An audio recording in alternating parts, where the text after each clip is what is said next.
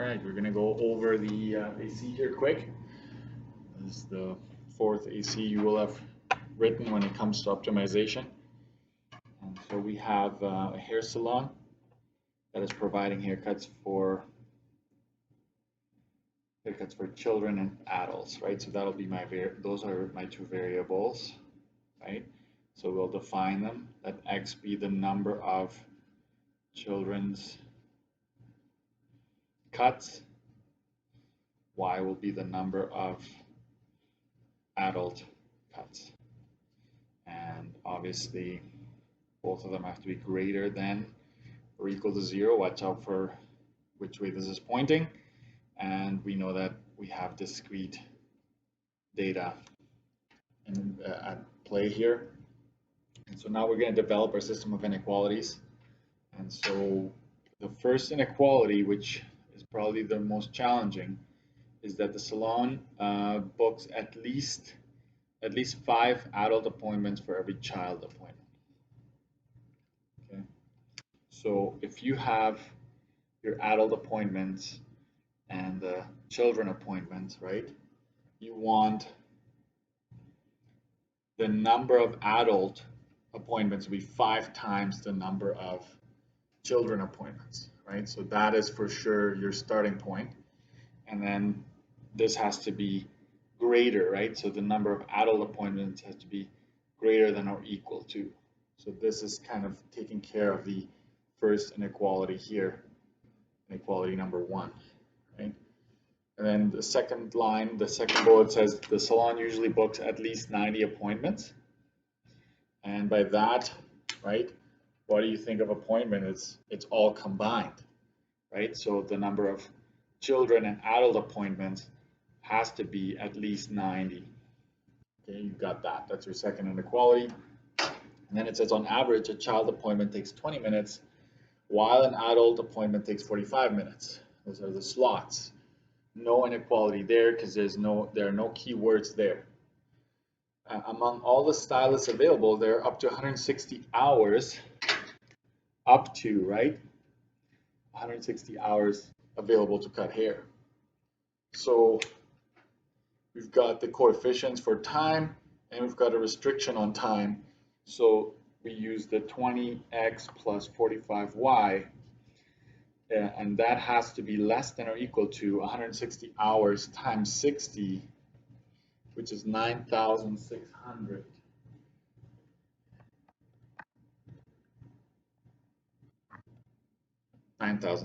That is minutes, right? So this is 9,600 minutes because we need to have everything in minutes. And then you don't have any decimals, right? So we've got that taken care of. So 3 inequalities in this case. Watch out for the 20 and the 45.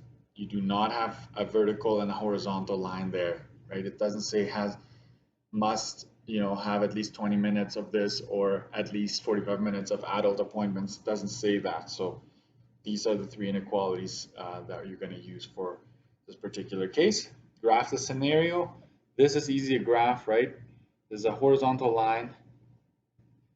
Special case, this would be solid, true is above, shade below. Okay, so I can do that right there. And the x plus y is greater than or equal to 90. You have 90, 0, and 0, 90 as your intercepts. Rewriting that gets you the x comes over subtracting. The 90 is already there. I'm going to circle that. I'm going to say solid, truth is above, I shade below. Okay, so that's there. And then my last one, probably the one that is going to be taking the most of your work. So x-intercept, we have 20x is equal to 9,600. This is just equals to when you're finding your intercepts, okay? Should not have inequalities in here because you're just actually looking at the boundary line in that particular case. So 9,600 divided by 20, times, should be divided, 480, 0. And then here you have 45. Y is equal to 9,600. Divide everything by 45. 600 divided by 45 is 213.33. So this is your y-intercept. So that's taken care of. Rewriting that gets you 45y less than or equal to negative 20x, right? Because the 20 comes over, plus 9600. Divide everything by 45. Y is less than or equal to 5 goes in there 4 times. 5 goes in there 9 times. So I'm already reducing it. You don't need to. And this, because the y-intercept is going to be a decimal, I'm just going to leave it. You can reduce that, of course, but I'm just going to leave it like that, enter it like that. I do turn it into a decimal just so I can graph it. And so true, solid, first of all, true is below. I will shade above. So there I have all my 3 inequalities. So I'm looking a little bit at scaling. For my x, I need to go at least up to 500. Right, so I'm going to go 1, 2, 3, 4, 5, and 6. Crooked measure. Number of child cuts. And here's number of adult cuts. We've got labels there. My y-intercept 213. So if I go all the way up to, I'm going to go 400 just to make sure. 1, 2, 3, 4, so 200, 400.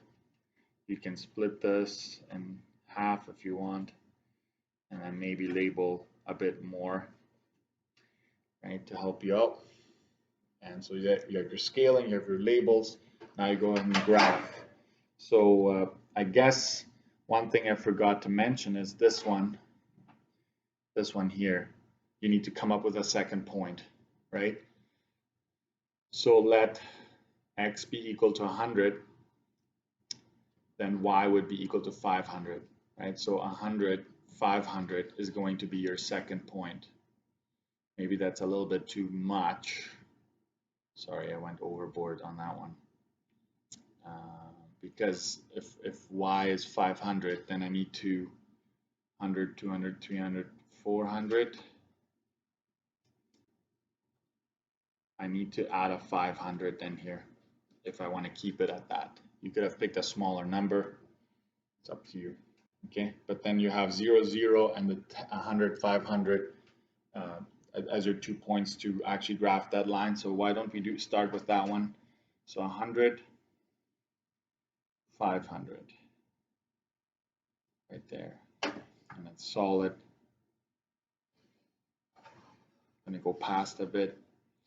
Y is greater than or equal to 5x. There it is. And then I have 90 and 90. 90 and 90 is there. That's right there.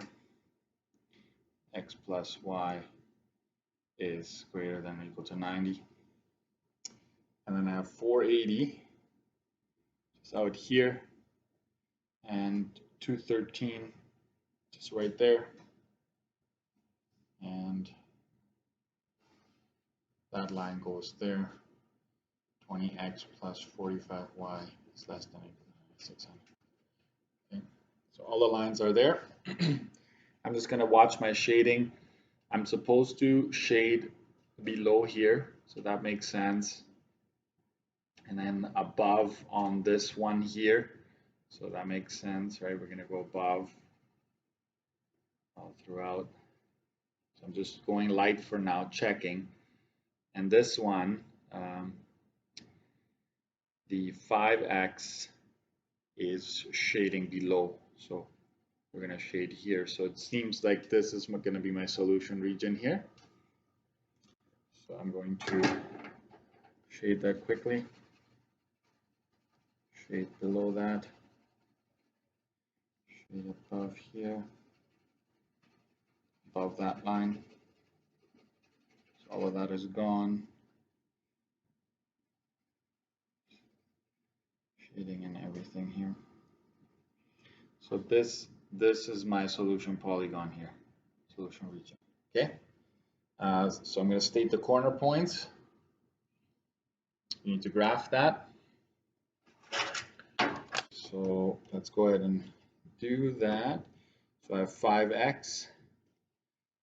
I have a negative x plus 90.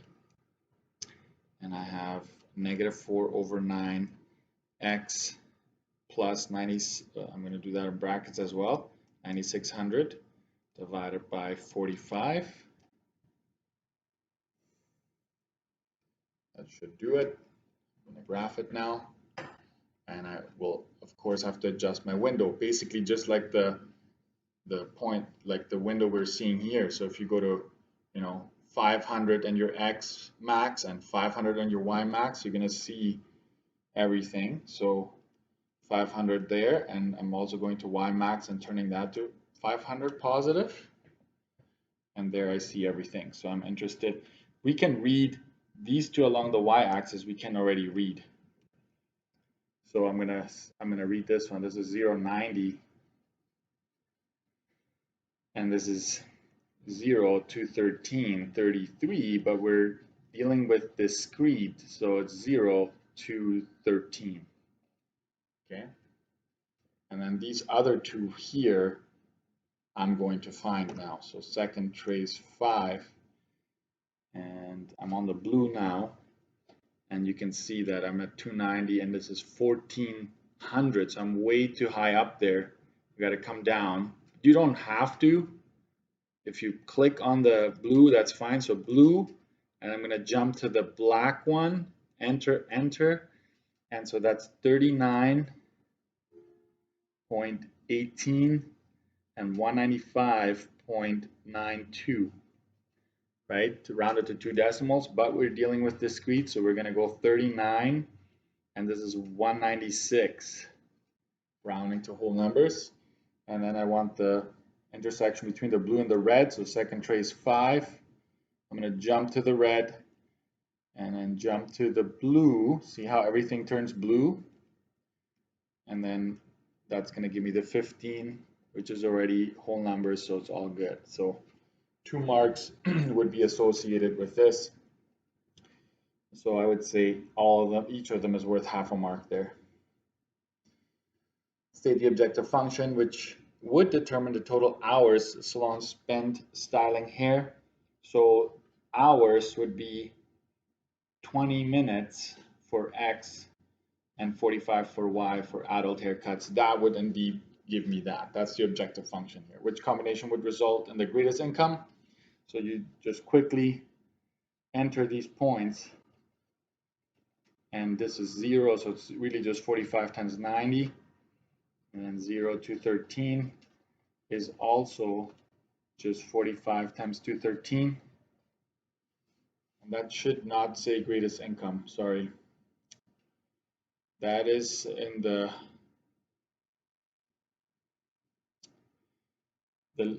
would result in the least amount of hour, least time spent styling hair. So that is my bad. I forgot to change that. Okay, and then let's keep going. That's 39,196. So that would be 20 times 39 plus 45 times 196. And the last one is 1575.